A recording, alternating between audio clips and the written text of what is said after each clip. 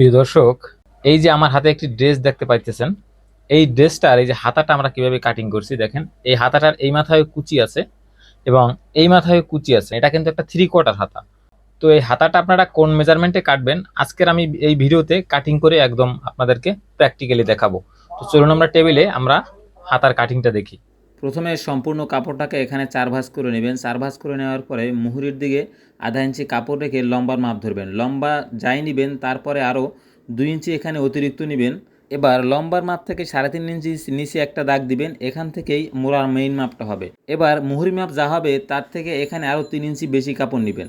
তারপরে মোড়া মাপ ধরবেন। মোড়ার মাপ যা হবে তার থেকে আরও এখানে 2 ইঞ্চি কাপড় বেশি নেবেন আপনার মেইন বডির মেজারমেন্ট থেকে। এখন একটু লক্ষ্য করুন আমরা কীভাবে মোড়ার শেপটা এখানে দিতেছি। ঠিক এই স্টাইলে এখানে শেপ দিয়ে সম্পূর্ণ হাতাটাকে কেটে নেবেন। তারপরে এই যে মাথায়, হাতার মাথায় যে অংশ আছে আধা ইঞ্চি, এখানে একটা বর্ডার দেওয়ার জন্য এখানে 1.5 থেকে 2 ইঞ্চি চওড়া একটা পট্টি কেটে নেবেন এবং পট্টিটা মুহুরি মাপে কেটে, মুহুরির মাপটা যা হবে সেই মাপে কেটে এখানে লাগিয়ে নেবেন। তো ভিডিওটি এটাই ছিল। ভালো লাগলে লাইক করতে ভুলবেন না। ধন্যবাদ।